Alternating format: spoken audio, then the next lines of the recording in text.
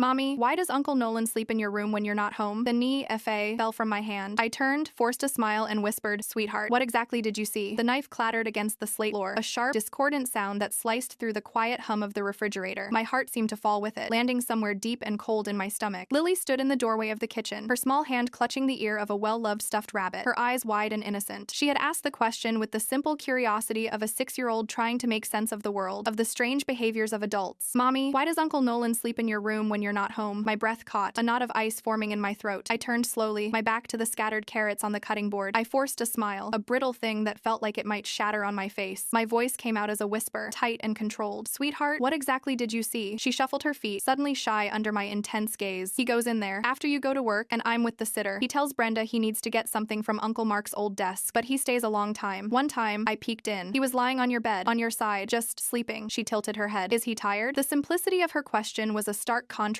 to the complex horror blooming inside me. Nolan, my late husband's brother, the man who had been a pillar of support since Mark's accident a year ago, the man who managed the estate, who checked in on us daily, who Lily adored, the man who, apparently, had been letting himself into my bedroom, into my most private space, and lying in my bed. I knelt down, bringing myself to her level, ignoring the sharp protest of my knees. I had to keep my voice steady, light, as if we were discussing what flavor of ice cream to have after dinner. Panic would scare her, and I needed more information. Did you see him do anything else, baby? Besides sleeping? She thought for a moment, her brow furrowed. He talks to himself sometimes, whispers, and he opens your little wooden box on the dresser, the one with the swirly patterns. My mother's jewelry box, the place I kept the few good pieces I had, Mark's wedding band, a locket with my parents' photos. My blood ran cold. He wasn't just invading my space, he was going through my things. Just then, the back door clicked open. Smells good in here, Alara. Making that stew Mark always loved? Nolan's voice, cheerful and booming, filled the kitchen. He strode in, dropping his briefcase by the door, a broad, easy smile on his face. He was the picture of the concerned, helpful brother-in-law. He ruffled Lily's hair. Hey, Pumpkin, been helping your mom? Lily just nodded, pressing herself against my leg. I felt a tremor run through her small body. She was scared of him. I had never seen it before, but now, in the chilling light of her revelation, it was unmistakable. Nolan's smile faltered slightly as he looked at me, at the dropped knife on the floor, at the rigid set of my jaw. Everything okay? You look like you've seen a ghost. The irony was a physical blow. I was seeing a ghost, in a way, the ghost of the man I thought he was, replaced by this stranger, this trespasser. I stood up slowly, putting a protective hand on Lily's shoulder. Lily was just telling me something, Nolan. My voice was low, devoid of its usual warmth. He raised an eyebrow, his affable mask firmly in place. Oh? What secrets have you been telling, little one? I didn't let her answer. I looked him directly in the eye, my own gaze as hard as the slate under my feet. She told me you've been spending time in my bedroom while I'm at work. For a split second, a flicker of something panic, maybe, or fury crossed his features. It was there and gone so fast I might have imagined it. Then he laughed. It was a practiced, dismissive sound. Is that what this is about? Alara, my goodness, I told you. I've been trying to sort through Mark's old financial papers. His desk is in there. I didn't want to bother you with it. Sometimes it's exhausting. All this paperwork. I might sit down for a minute to rest my eyes. You know how draining it's all been. The explanation was plausible. It was reasonable. It was exactly the kind of thing an innocent person would say. But it didn't explain lying on my side of the bed. It didn't explain opening my jewelry box. He was gaslighting me, right here in my own kitchen, using my daughter's words and twisting them into a mundane, harmless event. The audacity of it stole my breath. He saw my hesitation, my doubt, and he pressed his advantage. He stepped closer, his voice dropping to a confidential, soothing tone. The one he always used when he was about to tell me I was overreacting, that my grief was making me paranoid. The one that always made me question my own sanity. Look, Alara, he began, his eyes full of feigned sympathy. I know this has been hard on you, on both of you. You're under a lot of stress. Maybe you're not thinking clearly. It's understandable. He was doing it again, painting me as the fragile widow, the recovering addict who couldn't be trusted to interpret reality correctly. It had been his subtle theme for the past year, gentle suggestions that I should let him handle the finances, that I shouldn't make any big decisions, that I needed more rest. Every word was a careful brick in the wall he was building around me. But something was different this time. Before, it had just been a vague feeling of being managed, of being diminished. Now, I had Lily's words. I had the image of him in my bed. The vagueness had sharpened into a terrifying, concrete reality. Stop it, Nolan, I said, my voice shaking with a rage I hadn't felt in years. Don't you dare tell me I'm not thinking clearly. What were you doing with my jewelry box? His eyes narrowed. The mask slipped for a moment longer this time. The affable uncle was gone, replaced by someone cold and calculating. I was looking for the key to the safe deposit box. There are estate documents we need. I assumed Mark would have left it with your valuables. Another plausible lie. Another perfect excuse. He was too good at this. Every accusation I had, he had a ready-made, logical-sounding answer that made me seem like the crazy one for even asking. He was counting on my history, on the fact that people in our family, even Mark's parents, still saw me as the girl who had to go to rehab, the one who wasn't quite stable. He had been leveraging that vulnerability from the moment Mark died. I felt a wave of despair wash over me. How could I fight this? It was my word, a child's word, against his. But then I saw it. The smallest detail. A thin, silvery thread caught on the cuff of his dark wool jacket. It was from my cashmere throw blanket, the one one I kept folded at the foot of my bed. The one he would have brushed against if he had been lying there. It was nothing. It was circumstantial. But to me, it was everything. It was the physical proof that anchored me to my sanity. He was lying, and I knew it. "Lily," I said, my voice calm again, a strange cold clarity settling over me. "Why don't you go to the living room and watch some cartoons? Mommy and Uncle Nolan need to talk." She looked from my face to his, her small brow wrinkled with worry. But she nodded and, with one last squeeze of my hand, padded out of the room. The moment she was gone, the atmosphere in the kitchen shifted. The pretense of family cordiality evaporated, leaving a thick, toxic silence. "You need to be careful, Ilara," Nolan said, his voice a low threat. "Making accusations like this. It's not good for Lily to hear. It could be very damaging. A judge would see it as you trying to alienate her from her only family." He was already thinking about judges, about courtrooms. The thought sent a fresh jolt of terror through me. He was steps ahead of me, already planning how to use this against me. He saw himself as the victor, the one in control, and that was his mistake. He believed he had all the power. He believed I was the same broken person I had been 5 years ago. He didn't know about the quiet strength I had built in recovery, the resilience forged in the fires of my own past mistakes. He didn't know that my sister, Clara, was sitting in the sunroom just off the kitchen, having arrived an hour early for dinner, reading a book and waiting for me to finish preparing the meal. He didn't know he had an audience. He must have taken my silence for submission, for weakness. His arrogance swelled, filling the space between us. "Let's be honest, Ilara," he sneered, dropping all pretense of concern. "You can't handle all of this on your own. You never could. Mark knew it. That's why he made me executor. He knew you'd fall apart without him. I'm just doing what's necessary to protect him, to protect his legacy, to protect his daughter." Each word was a calculated cruelty, designed to gut me. He was twisting my husband's love and trust into a weapon to use against me. "What I do is for the good of this family," he continued, his voice resonating with a chilling self-righteousness. "Since Mark is gone, it falls to me to be the patriarch, to make the hard decisions, and I've decided that you're not fit. You're an unstable influence on my niece,